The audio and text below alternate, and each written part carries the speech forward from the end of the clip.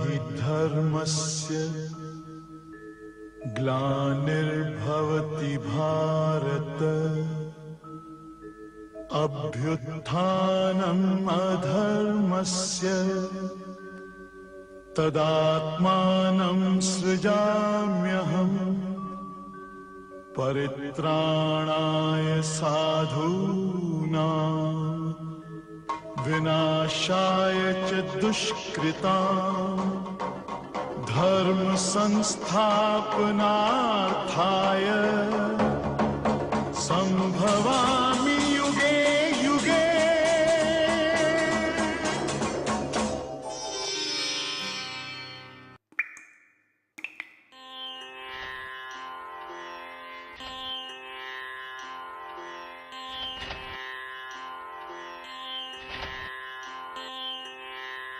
ನಮಸ್ಕಾರ ವೀಕ್ಷಕರೇ, ಸರ್ವಶಾಸ್ತ್ರ ಶಿರೋಮಣಿ ಭಗವದ್ಗೀತೆಯ ಕಾರ್ಯಕ್ರಮಕ್ಕೆ ತಮ್ಮೆಲ್ಲರಿಗೂ ಹಾರ್ದಿಕ ಸುಸ್ವಾಗತ.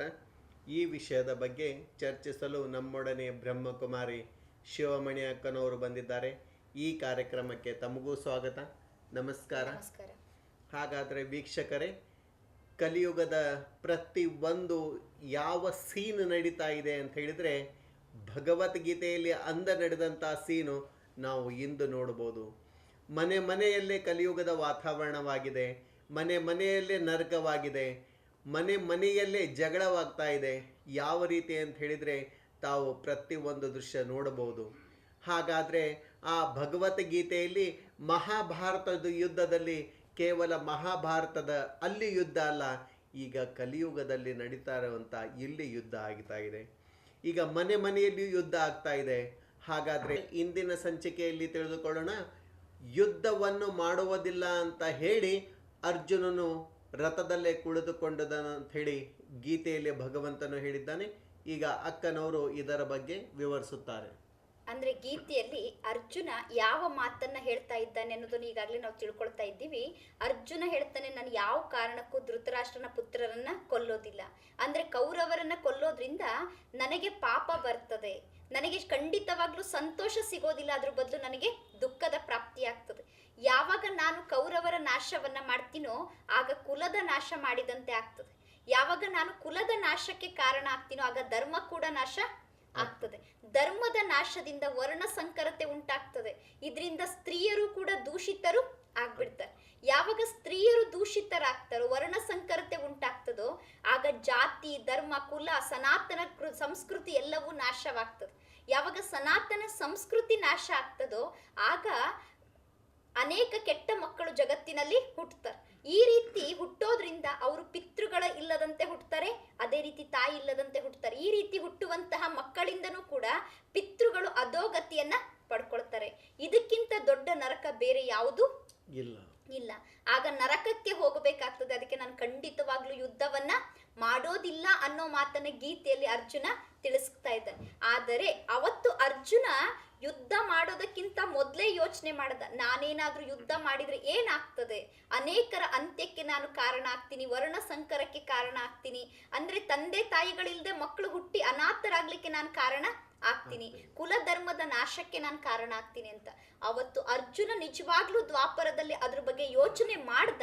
ಆದ್ರೆ ಇವತ್ತು ಕಲಿಯುಗದಲ್ಲಿ ಯಾವ ಒಬ್ಬ ಮಾನವನು ಅದ್ರ ಬಗ್ಗೆ ಯೋಚನೆ ಮಾಡ್ತಾ ಇಲ್ಲ. ಇವತ್ತು ಪ್ರತಿಯೊಬ್ರು ತಮ್ಮ ಕುಲದ ನಾಶಕ್ಕೆ ತಾವೇ ಕಾರಣರು ಆಗ್ಬಿಟ್ಟಿದ್ದಾರೆ. ಅಂದ್ರೆ ತಮ್ಮ ಸಂಬಂಧಿಗಳನ್ನ ತಾವೇ ನಾಶ ಮಾಡ್ತಾರೆ. ಸ್ವತಃ ಸೋದರರನ್ನ ಆಸ್ತಿಗೋಸ್ಕರ, ಧನಕ್ಕೋಸ್ಕರ ತಾವೇ ನಾಶ ಮಾಡುವಂಥದ್ದು ಇವತ್ತು ಎಷ್ಟು ಉದಾಹರಣೆಗಳನ್ನ ನಾವು ಇತಿಹಾಸದಲ್ಲಿ ನೋಡ್ತೀವಿ.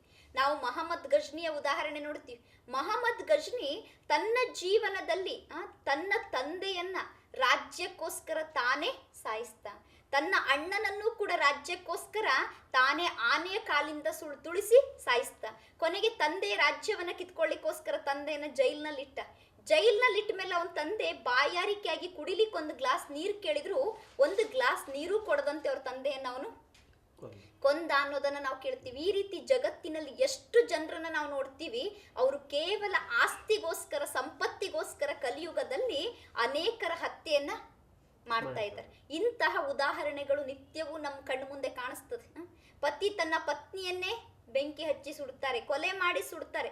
ಅತ್ತೆ ಸೊಸೆಯನ್ನೇ ಸಾಯಿಸ್ತಾ ಇದ್ದಾರೆ, ತಂದೆ ತಾಯಿಗಳು ಮಕ್ಕಳನ್ನ ಸಾಯಿಸ್ತಾ ಇದ್ದಾರೆ, ಮಕ್ಕಳು ಜನ್ಮ ಕೊಟ್ಟಂತಹ ತಂದೆ ತಾಯಿಯನ್ನು ಕೂಡ ಆಸ್ತಿಯ ಸಲುವಾಗಿ ಸಾಯಿಸ್ತಾ ಇದ್ದಾರೆ. ಇದು ವರ್ಣ ಸಂಕರತೆಯ ಸಮಯ ಆಗಿದೆ. ಅಂದ್ರೆ ಕೇವಲ ಯಾರ್ದೋ ಮೋಹಕ್ಕೆ ಮೋಹಿತನಾದಂತಹ ಪತಿ ತನ್ನ ಪತ್ನಿಯನ್ನ ಸಾಯಿಸ್ತಾನೆ, ಯಾರ್ದೋ ಮೋಹಕ್ಕೆ ಮೋಹಿತಳಾದಂತಹ ಪತ್ನಿ ಕೂಡ ತನ್ನ ಪತಿಯನ್ನ ಸಾಯಿಸ್ತಾನೆ. ಅಂದ್ರೆ ಕೆಟ್ಟದ್ದು ಅನ್ನೋದು ಕಲಿಯುಗದಲ್ಲಿ ಎಷ್ಟು ಅತಿಯಾಗಿದೆ ಅಂದ್ರೆ ಇಲ್ಲಿ ಕುಲ, ಧರ್ಮ, ಜಾತಿ, ಶ್ರೇಷ್ಠತೆ, ದೈವಿ ಗುಣಗಳು ಯಾವುದು ಉಳದೇ ಇಲ್ಲ.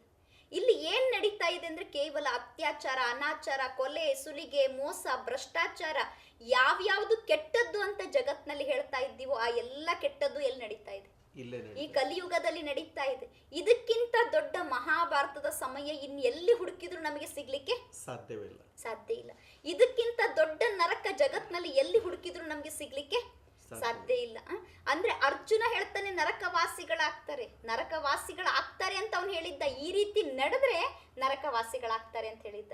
ಆದ್ರೆ ಇವತ್ತು ಕಲಿಯುಗದಲ್ಲಿ ಆ ಎಲ್ಲ ದೃಶ್ಯಗಳನ್ನ ಏನ್ ಮಾಡ್ತಾ ಇದ್ದೀವಿ ನಾವು ನೋಡ್ತಾ ಇದ್ದೀವಿ ಅಂದ್ರೆ ಈಗ ಇಡೀ ಕಲಿಯುಗವೇ ಏನಾಗ್ಬಿಟ್ಟಿದೆ, ನರಕವಾಗಿದೆ. ಹಾಗಿದ್ರೆ ಈಗ ಮತ್ತೆ ನಮಗೆ ನಿಜವಾಗ್ಲೂ ಅವಶ್ಯಕತೆ ಇದೆ. ಯಾವುದ್ರ ಅವಶ್ಯಕತೆ ಇದೆ? ನರಕವನ್ನ ಸ್ವರ್ಗವನ್ನಾಗಿ ಮಾಡ್ಲಿಕ್ಕೆ, ಮಾನವರನ್ನ ದೇವ ಮಾನವರನ್ನಾಗಿ ಮಾಡ್ಲಿಕ್ಕೆ ಅದೇ ಗೀತೆಯ ಅವಶ್ಯಕತೆ ಇದೆ. ಯಾವ ಗೀತೆಯನ್ನ ಭಗವಂತ ಧರ್ಮದ ಹಾನಿಯಾದಾಗ ಪುನಃ ಹೇಳ್ತೀನಿ ಅಂತ ಹೇಳಿದ್ದಾರೆ, ಯಾವ ಗೀತೆಯಿಂದ ಅಧರ್ಮದ ನಾಶ ಮಾಡಿ ಸತ್ಯ ಧರ್ಮವನ್ನ ಸ್ಥಾಪನೆ ಮಾಡ್ತೀನಿ ಅಂತ ಹೇಳಿದ್ದಾರೆ, ಯಾವ ಗೀತೆಯಿಂದ ಸಾಧುಗಳ ಉದ್ಧಾರ ಮಾಡ್ತೀನಿ ಅಂತ ಹೇಳಿದ್ದಾರೆ, ಆ ಗೀತೆ ಅವತ್ತೆಲ್ಲ ಅವಶ್ಯಕತೆ ಇದ್ದಿದ್ದು ಯಾವತ್ತಿದ್ದು ಇವತ್ತು ಅವಶ್ಯಕತೆ ಇದೆ. ಯಾಕಂದ್ರೆ ಕಲಿಯುಗದಲ್ಲಿ ಕೆಟ್ಟದ್ದು ಅತಿಯಾಗಿ ಹೋಗಿದೆ, ಸಂಬಂಧಗಳಿಗೆ ಬೆಲೆನೇ ಇಲ್ಲ. ಹಾಗಿದ್ರೆ ಅರ್ಜುನ ನಾನು ಯುದ್ಧವನ್ನ ಮಾಡೋದಿಲ್ಲ, ಯಾಕಂದ್ರೆ ನನ್ನಿಂದ ನರಕ ಬರಬಾರ್ದು, ನನ್ನಿಂದ ಅನೇಕರಿಗೆ ದುಃಖ ಆಗಬಾರ್ದು, ನಾನು ಪಾಪವನ್ನ ಮಾಡಬಾರ್ದು ಅಂತ ಹೇಳಿದಂತಹ ಅರ್ಜುನ ಮುಂದೆ ಯಾವ ಮಾತನ್ನ ಹೇಳ್ತಾರೆ ಅಂದ್ರೆ, ಈಗ ಶ್ರೀಧರಣ್ಣನವರು ಬಹಳ ಸುಂದರ ಪ್ರಶ್ನೆಯನ್ನ ಕೇಳಿದ್ದಾರೆ. ಅರ್ಜುನ ಯುದ್ಧ ಮಾಡೋದಿಲ್ಲ ಅಂತ ರಥದ ಹಿಂದೆ ಹೋಗಿ ಕುಳಿತು ಬಿಡ್ತಾರೆ. ಯಾಕೆ ಕುತ್ಕೊಳ್ತಾನೆ ಅರ್ಜುನ ಅಂದ್ರೆ, ಗೀತೆಯ ಅಧ್ಯಾಯ 1ರ 46ನೇ ಶ್ಲೋಕದಲ್ಲಿ ಅರ್ಜುನ ಈ ಮಾತನ್ನ ಹೇಳ್ತಾನೆ, ಯದಿ ಮಮ ಪ್ರತೀಕಾರಂ ಅಶಾಸ್ತ್ರಂ ಶಾಸ್ತ್ರ ಪ್ರಣಾಯಃ ಧೃತರಾಷ್ಟ್ರ ರಣೆ ಅನ್ಯಸ್ತನ್ಮೆ ಕ್ಷೇಮರಥಂ ಭಾವೇತ್. ಅಂದ್ರೆ ಒಂದು ವೇಳೆ ಶಸ್ತ್ರರಹಿತನು ಹಾಗೂ ಎದುರಿಸ್ಲಿಕ್ಕೆ ಆಗದೆ ಇರುವಂತವನು ಆದರೂ ಕೂಡ ನಾನು ಎಲ್ಲಾ ಶಸ್ತ್ರಗಳನ್ನ ಬಿಟ್ಬಿಟ್ಟಿದ್ದೀನಿ. ಈಗಾಗಲೇ ಅರ್ಜುನ ಏನ್ ಹೇಳಿದ್ದಾನೆ, ನನ್ನ ಕೈಯಿಂದ ಗಾಂಡೀವ ಜಾರಿ ಬಿದ್ದಿದೆ, ನನ್ನ ಕೈಯಿಂದ ಧನುಷು ಬಿದ್ದುಬಿಟ್ಟಿದೆ, ನನಗೆ ಅದನ್ನ ಹಿಡ್ಕೊಳ್ಳಿಕ್ಕೂ ಆಗ್ತಾ ಇಲ್ಲ. ಈ ರೀತಿ ಶಸ್ತ್ರಗಳಿಲ್ಲದೆ ಇರೋ ನನ್ನನ್ನ ಧೃತರಾಷ್ಟ್ರನ ಪುತ್ರರು ಕೊಂದು ಹಾಕಿದ್ರೂ ಕೂಡ ಆ ಸಾವು ಶ್ರೇಷ್ಠ ಅಂತ ನಾನು ತಿಳ್ಕೊಳ್ತೀನಿ. ನಾನು ಮಾತ್ರ ಯಾವ ಕಾರಣಕ್ಕೂ ಅವರನ್ನ ಯುದ್ಧ ಮಾಡಿ ಸಾಯಿಸೋದಿಲ್ಲ, ನಾನು ಅವ್ರನ್ನ ಕೊಲ್ಲೋದಿಲ್ಲ, ನಾನು ಮಾತ್ರ ಈ ಕಾರ್ಯವನ್ನ ಮಾಡೋದಿಲ್ಲ. ಬೇಕಾದ್ರೆ ಅವ್ರು ಬೇಕಾದ್ರೆ ಏನ್ ಮಾಡ್ಲಿ, ಅವ್ರು ಬೇಕಾದ್ರೆ ನನ್ನನ್ನು ಸಾಯಿಸ್ಲಿ ಅಂತ ಅವತ್ತು ಅರ್ಜುನ ಹೇಳ್ದ. ಇವತ್ತು ಕೂಡ ಕೆಲವು ಅರ್ಜುನನಂತಹ ಜನ ಈ ಕಲಿಯುಗದಲ್ಲೂ ಇದ್ದಾರೆ. ಅನೇಕರು ಬೇರೆಯವರಿಗೆ ಕೆಟ್ಟದ್ದನ್ನ ಮಾಡಬೇಕು, ಬೇರೆಯವರ ನಾಶ ಮಾಡಬೇಕು ಅನ್ನುವಂಥವ್ರಿದ್ರೆ, ಎಲ್ಲೋ ಕೆಲವರು ಪಾಂಡವರಂತವ್ರು ಬೇರೆಯವರು ನನಗೆ ಕೆಟ್ಟದ್ದನ್ನ ಮಾಡಿದ್ರು ಪರವಾಗಿಲ್ಲ, ಬೇರೆಯವರು ನನ್ನನ್ನು ಕೊಂದು ಹಾಕಿದ್ರು ಪರವಾಗಿಲ್ಲ, ಆದ್ರೆ ನಾನು ಮಾತ್ರ ಯಾರಿಗೂ ಕೆಟ್ಟದ್ದನ್ನ ಮಾಡೋದಿಲ್ಲ, ನಾನು ಯಾರಿಗೂ ಹಿಂಸೆಯನ್ನ ಮಾಡೋದಿಲ್ಲ, ಕೆಟ್ಟದ್ದನ್ನ ಮಾಡೋದಿಲ್ಲ, ನಾನು ಎಲ್ರಿಗೂ ಶ್ರೇಷ್ಠವಾದ ಮಾರ್ಗಕ್ಕೆ ಕರ್ಕೊಂಡು ಹೋಗ್ತೀನಿ, ಎಲ್ರಿಗೂ ನಾನು ಒಳ್ಳೇದನ್ನೇ ಮಾಡ್ತೀನಿ. ಅವ್ರು ನನ್ನನ್ನು ಕೊಂದ್ರು ಕೂಡ ನಾನು ಅವರಿಗೆ ಕೆಟ್ಟದನ್ನ ಮಾಡಲ್ಲ. ಅಂದ್ರೆ ನಾವು ಕ್ರಿಸ್ತನ ಉದಾಹರಣೆಯಲ್ಲಿ ಕೇಳ್ತೀವಿ, ಕ್ರಿಸ್ತನ ಗುಣ ಹೇಗಿತ್ತು ಅಂದ್ರೆ, ಯಾರಾದ್ರೂ ಕ್ರಿಸ್ತನಿಗೆ ಒಂದು ಕೆನ್ನೆಗೆ ಹೊಡೆದ್ರೆ ಕ್ರಿಸ್ತ ಏನ್ ಮಾಡ್ತಾ ಇದ್ದ, ಇನ್ನೊಂದು ಕೆನ್ನೆಯನ್ನ ತೋರಿಸ್ತಾ ಇದ್ದ. ಗಾಂಧೀಜಿ ಉದಾಹರಣೆಯಲ್ಲೂ ಕೇಳ್ತೀವಿ, ಗಾಂಧೀಜಿ ಕೂಡ ಯಾರಾದ್ರೂ ಒಂದು ಕೆನ್ನೆಗೆ ಹೊಡೆದ್ರೆ ಇನ್ನೊಂದು ಕೆನ್ನೆಯನ್ನ ತೋರಿಸ್ತಿದ್ರು. ಅಂದ್ರೆ ಅಂತಹ ಅಹಿಂಸೆಯ ತತ್ವ ಈ ಕಲಿಯುಗದಲ್ಲೂ ಇತ್ತು ಗಾಂಧೀಜಿಯ ಕಾಲದಲ್ಲಿ. ಅಂದ್ರೆ ಅಂತಹ ಅಹಿಂಸಾ ಗುಣವುಳ್ಳವರು ಈ ಭಾರತದಲ್ಲಿ ಇವತ್ತಿಗೂ ಇದ್ದಾರೆ. ಅವರು ಬೇರೆಯವರು ನಮಗೆ ಕೆಟ್ಟದ್ದು ಮಾಡಿದ್ರು ಕೂಡ ನಾವು ಮಾತ್ರ ಯಾರಿಗೂ ಏನ್ ಮಾಡೋದಿಲ್ಲ, ಯಾವ ಕಾರಣಕ್ಕೂ ಕೆಟ್ಟದ್ದನ್ನ ಮಾಡೋದಿಲ್ಲ ಅನ್ನುವಂಥವ್ರು ಕೂಡ ಜಗತ್ತಿನಲ್ಲಿ ಇದ್ದಾರೆ. ಹಾಗಿದ್ರೆ ಅರ್ಜುನ ಯಾವಾಗ ಅವ್ರು ಬೇಕಾದ್ರೂ ನನ್ನನ್ನ ಸಾಯಿಸ್ಲಿ, ನನ್ನನ್ನ ಕೊಲ್ಲಿ ಅನ್ನುವಂತಹ ಮಾತನ್ನ ಹೇಳ್ತಾನೋ, ಆಗ ಸಂಜಯ ಇದ್ರ ಬಗ್ಗೆ ಧೃತರಾಷ್ಟ್ರನಿಗೆ ವಿಸ್ತಾರವಾಗಿ ತಿಳಿಸ್ತಾನೆ. ಅಂದ್ರೆ ಗೀತೆಯ ಅಧ್ಯಾಯ 1ರ 47ನೇ ಶ್ಲೋಕದಲ್ಲಿ ಸಂಜಯ ಹೇಳ್ತಾನೆ, ಏವ ಮುಕ್ತಾರ್ಜುನಂ ಸಂಖ್ಯೆ ರಥೋಸ್ಪಸ್ತ ಉಪವಿಶಾತ್ ವಿಜಸ್ಯೆ ಶಶರಂ ಚಾಪಂ ಶೋಕ ಸಂವಿಘ್ನ ಮಾನಸಃ. ಅಂದ್ರೆ ಸಂಜಯ ಹೇಳ್ತಾನೆ, ರಣಭೂಮಿಯಲ್ಲಿ ಶೋಕದಿಂದ ಖಿನ್ನ ಮನಸ್ಸನಾದಂತಹ ಅರ್ಜುನ ಬಹಳ ದುಃಖಿಯಾದಂತಹ ಅರ್ಜುನ ಈ ಪ್ರಕಾರವಾಗಿ ಹೇಳಿ ತನ್ನ ಬಾಣ ಮತ್ತು ಧನುಷನ್ನ ಬಿಟ್ಟು ರಥದ ಹಿಂದೆ ಹೋಗಿ ಕುತ್ಕೊಳ್ತಾನೆ. ಅರ್ಜುನ ಏನ್ ಹೇಳ್ತಾನೆ, ನನ್ನ ಕೈಯಲ್ಲಿ ಆಯುಧ ಇಲ್ಲ ಅಂತ ಬೇಕಾದ್ರೆ ಅವ್ರು ನನ್ನನ್ನು ಸಾಯಿಸ್ಲಿ, ಕೊಲ್ಲಿ, ಆದ್ರೆ ನಾನು ಮಾತ್ರ ಏನ್ ಮಾಡೋದಿಲ್ಲ, ಅವರನ್ನ ಕೊಲ್ಲೋದಿಲ್ಲ.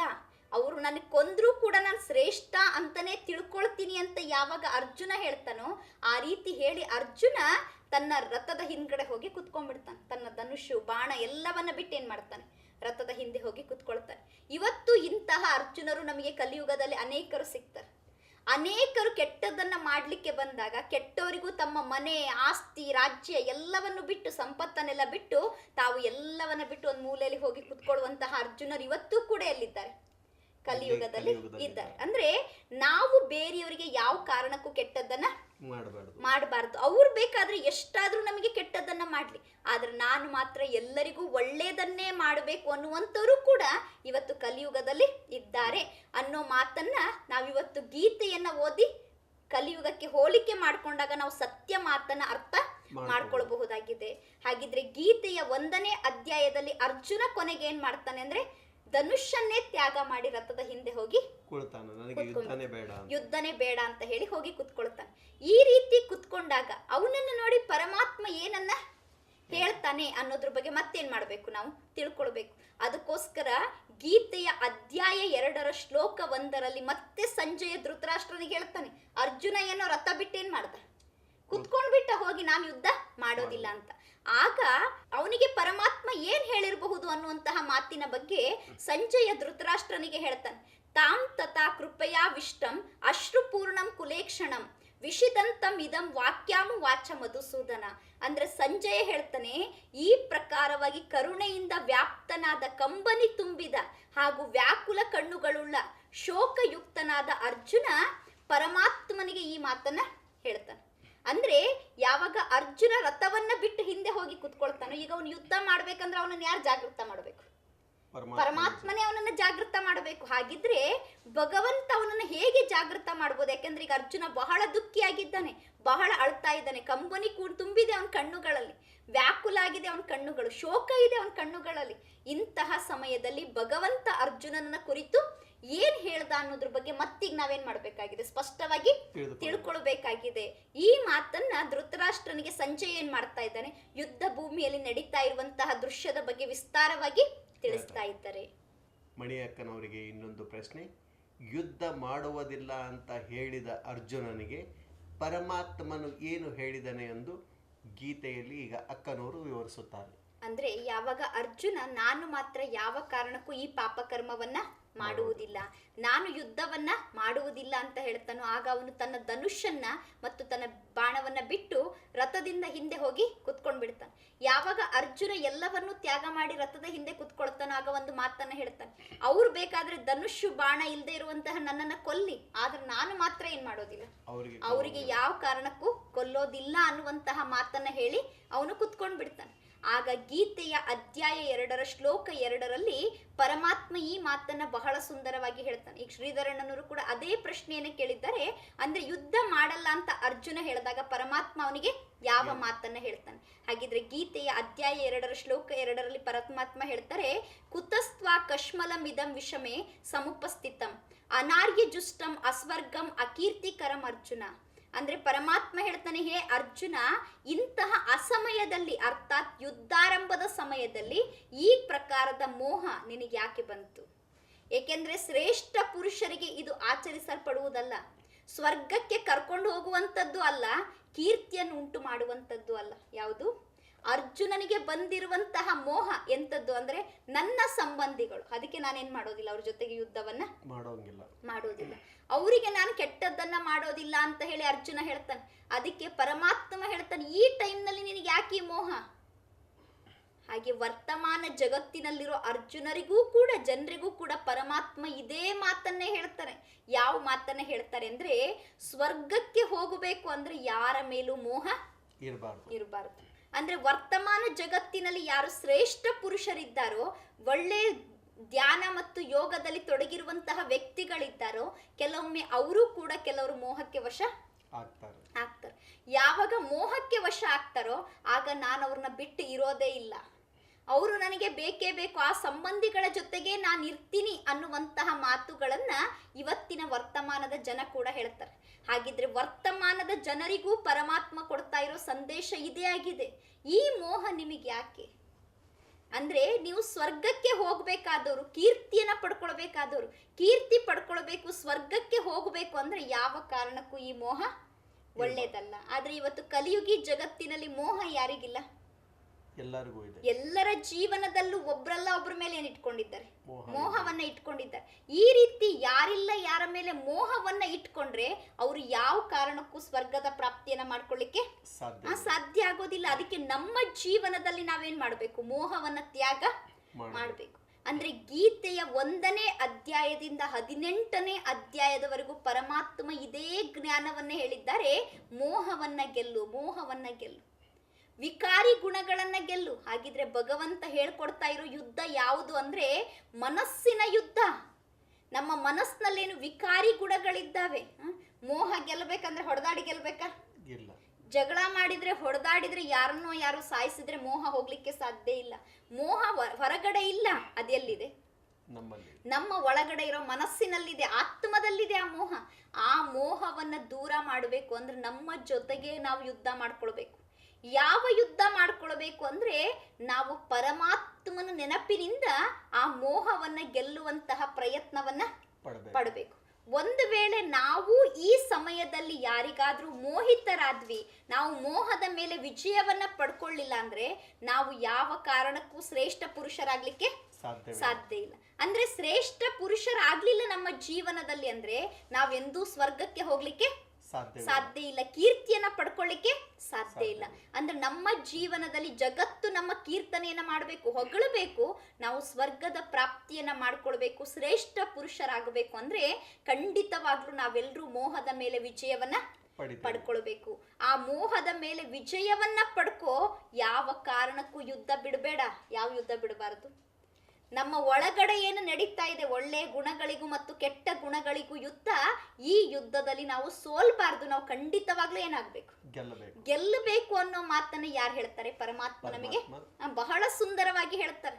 ಅಂದ್ರೆ ಆ ಮಹಾಭಾರತದ ಯುದ್ಧದ ದೃಶ್ಯಗಳನ್ನ ಬಿಟ್ಟು ಕೇವಲ ಪರಮಾತ್ಮ ಹೇಳ್ತಾ ಇರೋ ಮಾತನ್ನ ವರ್ತಮಾನ ಜಗತ್ತಿನಲ್ಲಿರೋ ನಾವೆಲ್ಲ ಸ್ವೀಕಾರ ಮಾಡಿಬಿಟ್ರೆ ನಮಗೂ ಅರ್ಥ ಆಗ್ತದೆ. ನಾವು ಗೆಲ್ಬೇಕಾಗಿರೋದು ಯಾವ ಮಾತನ್ನ? ಮೋಹವನ್ನ ಗೆಲ್ಲಬೇಕು. ಮೋಹವನ್ನ ಗೆಲ್ಲಿಕ್ಕೆ ಆಧಾರನೇ ಆಗಿದೆ ನಮ್ಮ ಮನಸ್ಸನ್ನ ಪರಮಾತ್ಮನ ಜೊತೆಗೆ ಸ್ಥಿತ ಮಾಡ್ಬೇಕು. ಎಷ್ಟೆಷ್ಟು ಪರಮಾತ್ಮನ ಕಡೆ ಮನಸ್ಸನ್ನ ಜೋಡಣೆ ಮಾಡ್ತೀವೋ ಅಷ್ಟು ಸಹಜವಾಗಿ ನಾವು ಮೋಹವನ್ನ ಗೆಲ್ಲಿಕ್ಕೆ ಸಾಧ್ಯ ಆಗ್ತದೆ. ಆಗ ಮಾತ್ರ ನಾವು ಸ್ವರ್ಗಕ್ಕೆ ಹೋಗ್ಲಿಕ್ಕೆ ಸಾಧ್ಯ ಆಗ್ತದೆ ಅಂತ ಹೇಳ್ತಾ ಇರುವಂತಹ ಪರಮಾತ್ಮ ಮತ್ತೆ ಗೀತೆಯ ಅಧ್ಯಾಯ 2ರ 3ನೇ ಶ್ಲೋಕದಲ್ಲಿ ಅರ್ಜುನನಿಗೆ ಈ ಮಾತನ್ನ ಹೇಳ್ತಾರೆ. ಕ್ಲೈಬ್ಯಂ ಮಾಸ್ಮಗಃ ಪಾರ್ಥ ನೈತತ್ವ ಉಪಪದ್ಯತೆ ಕ್ಷೂದ್ರಂ ಹೃದಯ ದೌರ್ಬಲ್ಯಂ ತ್ಯಕ್ತೋತ್ತಿಷ್ಟ್ವ ಪರಂತಪ. ಅಂದ್ರೆ ಹೇ ಪಾರ್ಥ, ನಪುಂಸಕತ್ವವನ್ನ ಹೊಂದಬೇಡ, ಇದು ನಿನಗೆ ಉಚಿತವಲ್ಲ. ಹೃದಯದಲ್ಲಿ ತುಚ್ಛವಾದ ದೌರ್ಬಲ್ಯವನ್ನ ತ್ಯಜಿಸಿ ಯುದ್ಧಕ್ಕಾಗಿ ಎದ್ದು ನಿಲ್ಲು. ಅಂದ್ರೆ ನಿನ್ನ ಮನಸ್ಸಿನಲ್ಲೇನು ದೌರ್ಬಲ್ಯ ಬಂದ್ಬಿಟ್ಟಿದೆ, ವೀಕ್ನೆಸ್ ಬಂದ್ಬಿಟ್ಟಿದೆ, ನಾನು ಯಾರ ಜೊತೆಗೂ ಯುದ್ಧವನ್ನ ಮಾಡೋದಿಲ್ಲ, ನಮ್ಮವರು ಇವರು, ನಾನು ಯುದ್ಧ ಮಾಡಬಾರ್ದು ಅನ್ನುವಂತ ಅದು ಏನು ಅವನಿಗೆ ಮೋಹ ಬಂದಿದೆ ಅದನ್ನ ತೆಗೆದು ಹಾಕಂತ ಪರಮಾತ್ಮ ಅದನ್ನ ತೆಗೆದು ಹಾಕು, ಗೆದ್ದು ನಿಲ್ಲು, ಎದ್ದು ನಿತ್ಕೊ ನೀನ್ ಯುದ್ಧ ಮಾಡ್ಲಿಕ್ಕೋಸ್ಕರ. ಅಂದ್ರೆ ಕೆಟ್ಟ ಗುಣಗಳೇನು ನಿನ್ ಒಳಗಡೆ ಬಂದಿದೆ, ಮೋಹ ಏನು ಬಂದಿದೆ, ಆ ಮೋಹದ ಮೇಲೆ ವಿಜಯವನ್ನ ಪಡಿಬೇಕು ಅನ್ನೋ ಮಾತನ್ನ ಅಲ್ಲಿ ಅರ್ಜುನನಿಗೆ ಪರಮಾತ್ಮ ಹೇಳಿದ್ದು. ಇವತ್ತು ನಮ್ಮೆಲ್ಲರಿಗೂ ಪರಮಾತ್ಮ ಅದೇ ಮಾತನ್ನೇ ಹೇಳ್ತಾರೆ. ನಿಮ್ಮ ಹೃದಯದಲ್ಲಿ ಈ ತುಚ್ಛವಾದ ದೌರ್ಬಲ್ಯ ಯಾಕೆ? ಇವತ್ತು ಎಲ್ಲರ ಮನಸ್ಸಿನಲ್ಲೂ ಏನಿದೆ? ದುರ್ಬಲತೆ ಇದ್ದೇ ಇದೆ. ಪ್ರತಿಯೊಬ್ಬರ ಮೇಲೂ ಮೋಹ ಇದ್ದೇ ಇದೆ. ಒಂದು ತಂದೆ ಮೇಲೆ, ತಾಯಿ ಮೇಲೆ, ಮಗನ ಮೇಲೆ, ಅಜ್ಜ ಮೇಲೆ, ಅಜ್ಜಿಯ ಮೇಲೆ, ಪ್ರತಿಯೊಬ್ಬರ ಮೇಲೂ ಮೋಹ ಅನ್ನುವಂಥದ್ದು ಒಂದು ಅಂಟುಕೊಂಡು ಬಿಟ್ಟಿದೆ. ಈಗಿನ ಒಂದು ವಾತಾವರಣಕ್ಕೆ ಭಗವದ್ಗೀತೆ ಹೇಳುವಂತ ತುಂಬಾ ಸರಿ ಇದೆ, ಅಂದ್ರೆ ಅಕ್ಯುರೇಟ್ ಇದೆ ಇದು. ಅಂದ್ರೆ ಪರಮಾತ್ಮ ಅಲ್ಲಿ ಒಬ್ಬ ಅರ್ಜುನನ್ನ ಎಬ್ಸೋದಲ್ಲ, ಇವತ್ತು ಜಗತ್ನಲ್ಲಿ ಪ್ರತಿಯೊಬ್ರು ಮೋಹಕ್ಕೆ ವಶ ಆಗ್ಬಿಟ್ಟು ಪ್ರತಿಯೊಬ್ಬ ಮಾನವರಿಗೂ ಎಬ್ಬಿಸ್ತಾ ಇದ್ದಾನೆ ಈಗ ಪರಮಾತ್ಮ. ಯಾಕೆಂದ್ರೆ ಪ್ರತಿಯೊಬ್ಬರಲ್ಲೂ ಗೀತೆಯಲ್ಲಿ ಭಗವಂತ ಹೇಳ್ತಾ ಇರೋ ಒಂದೊಂದು ವಿಕಾರಿ ಗುಣಗಳು ಇದ್ದಾವೆ. ಭಗವಂತ ಇಡೀ ಗೀತೆಯಲ್ಲಿ ಹೇಳ್ತಾನೆ, ಕಾಮವನ್ನ ಗೆಲ್ಲು, ಕ್ರೋಧವನ್ನ ಗೆಲ್ಲು, ಲೋಭವನ್ನ ಗೆಲ್ಲು, ಮೋಹವನ್ನ ಗೆಲ್ಲು, ಅಹಂಕಾರವನ್ನ ಗೆಲ್ಲು. ಇವೇ ನಿನ್ನ ಶತ್ರುಗಳು, ಯುದ್ಧ ಮಾಡು. 3ನೇ ಅಧ್ಯಾಯದಲ್ಲಿ ಪರಮಾತ್ಮ ಈ ಮಾತನ್ನ ಹೇಳ್ತಾನೆ, ಕಾಮನೇ ನಿನ್ನ ಶತ್ರು, ಕ್ರೋಧನೇ ನಿನ್ನ ಶತ್ರು, ನೀನು ಅದ್ರ ಮೇಲೆ ವಿಜಯವನ್ನ ಪಡ್ಕೋ. ಹಾಗಿದ್ರೆ ಪರಮಾತ್ಮ ಕಲ್ಸಿರೋ ಯುದ್ಧ ಯಾವ್ದ್ರ ಮೇಲೆ?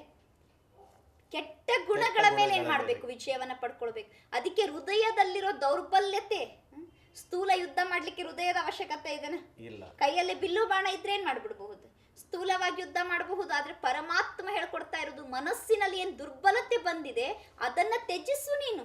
ಆ ದುರ್ಬಲತೆಯನ್ನು ತ್ಯಜಿಸಿ ನೀನೇನ್ ಮಾಡು? ಯುದ್ಧವನ್ನ ಮಾಡು, ವಿಜಯಿ ಆಗು. ಕೆಟ್ಟ ಗುಣಗಳನ್ನ ತ್ಯಾಗ ಮಾಡು, ಕೆಟ್ಟ ಗುಣಗಳ ಜೊತೆಗೆ ಯುದ್ಧ ಮಾಡು. ಯಾವ ಕಾರಣಕ್ಕೂ ಕೆಟ್ಟ ಗುಣಗಳಿಗೆ ಸೋಲ್ಬೇಡ, ನೀನು ಕೆಟ್ಟ ಗುಣಗಳನ್ನ ಗೆಲ್ಲು ಅನ್ನೋ ಮಾತನ್ನ ಬಹಳ ಸುಂದರವಾಗಿ ಅರ್ಜುನನಿಗೆ ಪರಮಾತ್ಮ ತಿಳಿಸ್ಕೊಡ್ತಾರೆ.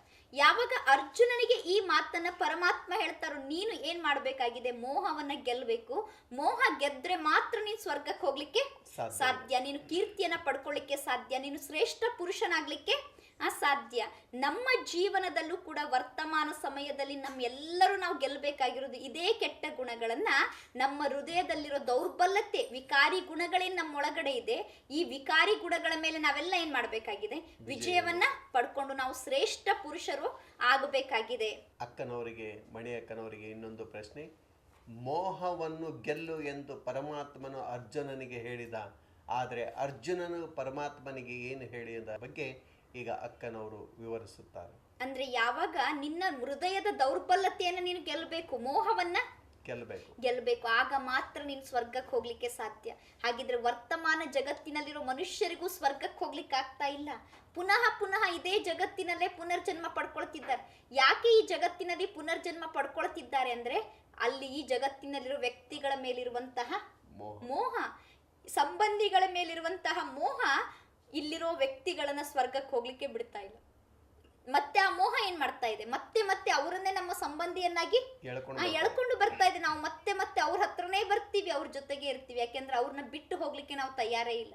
ಈ ಮೋಹವನ್ನ ಎಲ್ಲಿಯವರೆಗೆ ನಾವು ಗೆಲ್ಲೋದಿಲ್ವೋ ಅಲ್ಲಿಯವರೆಗೆ ಈ ಕಲಿಯುಗಿ ಜಗತ್ತನ್ನ ದಾಟಿ ನಾವು ಮತ್ತೆ ಸ್ವರ್ಗಕ್ಕೆ ಹೋಗ್ಲಿಕ್ಕೆ ಆಗೋದಿಲ್ಲ ಅನ್ನುವಂತಹ ಮಾತನ್ನ ಪರಮಾತ್ಮ ಬಹಳ ಸುಂದರವಾಗಿ ಗೀತೆಯಲ್ಲಿ ಹೇಳ್ತಾರೆ. ಯಾವಾಗ ಭಗವಂತ ನೀನು ಮೋಹವನ್ನೇ ಗೆಲ್ಲೇಬೇಕು, ಮೋಹ ಗೆಲ್ಲದೆ ಇದ್ರೆ ಸಾಧ್ಯನೇ ಇಲ್ಲ ಅನ್ನುವಂತಹ ಮಾತನ್ನ ಅರ್ಜುನನಿಗೆ ಹೇಳ್ತಾನೋ, ಆಗ ಅರ್ಜುನ ಮತ್ತೆ ಪರಮಾತ್ಮನಿಗೆ ಏನ್ ಹೇಳ್ದ ಅನ್ನುವಂತಹ ಸುಂದರ ಪ್ರಶ್ನೆಯನ್ನ ಈಗ ಶ್ರೀಧರಣ್ಣನವರು ಕೇಳಿದ್ದಾರೆ. ಹಾಗಿದ್ರೆ ಅರ್ಜುನ ಪರಮಾತ್ಮನಿಗೆ ಏನ್ ಹೇಳಿರಬಹುದು ಅಂದ್ರೆ, ಗೀತೆಯ ಅಧ್ಯಾಯ 2 ಶ್ಲೋಕ 4 ಅರ್ಜುನ ಹೇಳ್ತಾರೆ, ಕಥಂ ಭೀಷ್ಮಾಮಹಂ ಸಂಖ್ಯೆ ದ್ರೋಣಂ ಚ ಮಧುಸೂದನ ಇಶುಭಿಹಿ ಪ್ರತಿಯೋತ್ಸಾಮಿ ಪೂಜಾರಿ ವರಿಸೂದನ. ಅಂದ್ರೆ ಅರ್ಜುನ ಹೇಳ್ತಾನೆ, ಹೇ ಪರಮಾತ್ಮ, ನಾನು ಈ ರಣಭೂಮಿಯಲ್ಲಿ ಬಾಣಗಳಿಂದ ನನ್ನ ಭೀಷ್ಮ ಪಿತಾಮಹರು ಮತ್ತು ದ್ರೋಣಾಚಾರ್ಯರ ವಿರುದ್ಧ ಯಾವ ಪ್ರಕಾರವಾಗಿ ಯುದ್ಧ ಮಾಡಲಿ? ಹೇ ಪರಮಾತ್ಮ, ಇವರಿಬ್ರು ನನಗೆ ಪೂಜ್ಯನೀಯರು, ಇವರೆಲ್ಲ ನನಗೆ ಪೂಜೆ ಮಾಡುವಷ್ಟು ದೊಡ್ಡವರು, ಇವ್ರ ಜೊತೆಗೆ ನಾನು ಯುದ್ಧ ಹೇಗ್ ಮಾಡ್ಲಿ? ಅರ್ಜುನ ಹೇಳ್ತಾ ಇದ್ದಾನೆ, ಇಂಥವ್ರ ಜೊತೆಗೆ ನನಗೆ ಯುದ್ಧ ಮಾಡ್ಲಿಕ್ಕೆ ಸಾಧ್ಯ ಇಲ್ಲ. ಯಾಕಂದ್ರೆ ಇವರೆಲ್ಲ ಬಹಳ ಮಹಾನ್ ಆತ್ಮರಾಗಿದ್ದಾರೆ, ಪೂಜ್ಯನೀಯರು, ಶ್ರೇಷ್ಠ ಆತ್ಮರಾಗಿದ್ದಾರೆ. ಇಂಥವರ ಜೊತೆಗೆ ನನಗೆ ಯುದ್ಧ ಮಾಡ್ಲಿಕ್ಕೆ ಆಗಲ್ಲ. ಹಾಗಿದ್ರೆ ಇವತ್ತು ಕೂಡ ಜನರಿಗೆ ಪರಮಾತ್ಮ ಮೋಹವನ್ನ ಗೆಲ್ರಿ ಅಂದ್ರೆ ಜನ ಕೂಡ ಇದೇ ಮಾತನ್ನ ಹೇಳ್ತಾರೆ. ಇವರು ನನಗೆ ಪೂಜ್ಯನೀಯರು, ಇವ್ರು ನಮ್ಮ ತಂದೆ, ಇವ್ರು ನಮ್ಮ ತಾಯಿ, ಇವ್ರು ನಮ್ಮ ತಾತ, ಇವ್ರು ನಮ್ಮ ಗುರುಗಳು, ಇವ್ರ ಮೇಲೆ ನಾನು ಮೋಹ ಗೆಲ್ಲಿಕ್ಕೆ ಸಾಧ್ಯವಿಲ್ಲ. ಹೇಗೆ ಸಾಧ್ಯ? ಇವ್ರು ನನ್ನ ಪೂಜ್ಯನೀಯರು, ಇವ್ರನ್ನ ಬಿಟ್ಟಿರ್ಲಿಕ್ಕೆ ನನಗೆ ಹೇಗೆ ಸಾಧ್ಯ?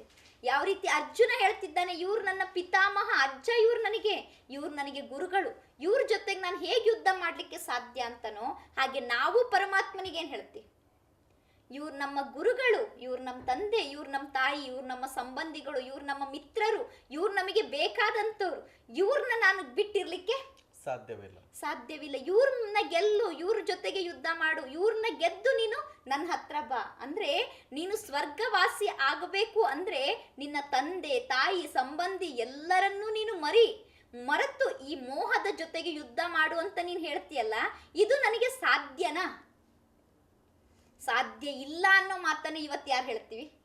ಇವತ್ತು ವರ್ತಮಾನ ಜಗತ್ತಿನಲ್ಲಿರೋ ಪ್ರತಿಯೊಬ್ಬ ಮಾನವನು ಪರಮಾತ್ಮನಿಗೆ ಇದನ್ನೇ ಹೇಳ್ತಾನೆ, ಏನ್ ಬೇಕಾದ್ರೂ ಆ ಮಾನವ ಅರ್ಜುನ ಇದೇ ಮಾತು ಹೇಳ್ತಾನೆ, ಏನ್ ಬೇಕಾದ್ರೂ ಬಿಡ್ತೀನಿ, ಆದ್ರೆ ನಾನು ಮೋಹ ಮಾತ್ರ ಬಿಡ್ಲಿಕ್ಕೆ ಸಾಧ್ಯವಿಲ್ಲ. ಸಾಧ್ಯ ಯಾಕಂದ್ರೆ ಅದು ಜನ್ಮಾಂತರ ಅಂಟುಕೊಂಡು ಬಂದಿದೆ. ಯಾವ ಋಣ ಸಂಬಂಧ, ಜನ್ಮ ಜನ್ಮದಿಂದ ಇವ್ರು ನನ್ನ ಸಂಬಂಧಿಗಳು, ರಕ್ತ ಸಂಬಂಧ.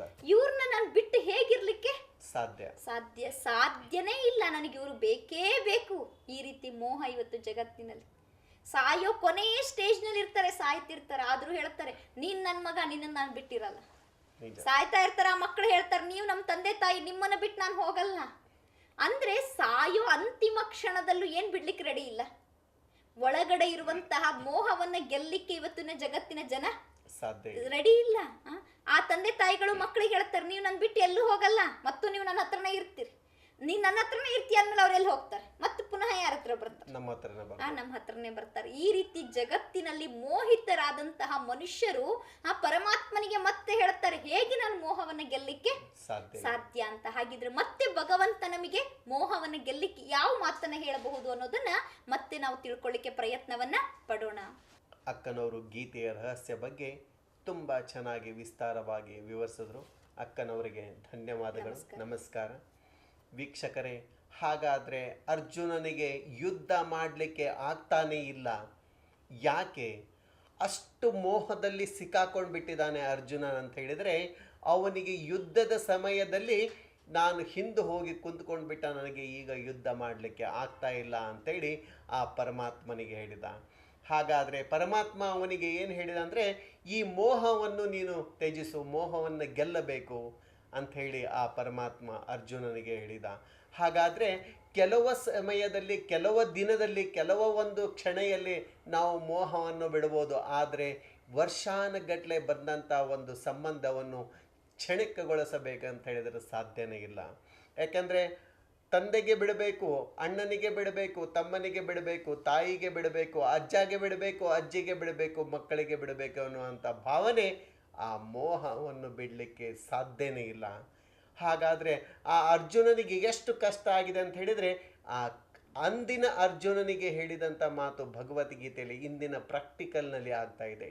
ಇಡೀ ವಿಶ್ವದಲ್ಲಿ ಇರುವಂಥ ಪ್ರತಿಯೊಬ್ಬರು ಮಾನವರು ಈಗ ಎಷ್ಟು ಅಂಟುಕೊಂಡು ಬಿಟ್ಟಿದ್ದಾರೆ ಅಂದರೆ, ಮಗನಿಗೆ ಬಿಟ್ಟು ಒಂದು ಸೆಕೆಂಡ್ ಇರಲಿಕ್ಕೆ ತಯಾರಿಲ್ಲ, ತಾಯಿಗೆ ಬಿಟ್ಟು ಒಂದು ಸೆಕೆಂಡ್ ಇರಲಿಕ್ಕೆ ತಯಾರಿಲ್ಲ, ತಂದೆಗೆ ಬಿಟ್ಟು ಒಂದು ಸೆಕೆಂಡ್ ಇರಲಿಕ್ಕೆ ತಯಾರಿಲ್ಲ, ಅಜ್ಜಿಗೆ ಬಿಟ್ಟು ಒಂದು ಸೆಕೆಂಡ್ ಇರಲಿಕ್ಕೆ ತಯಾರಿಲ್ಲ.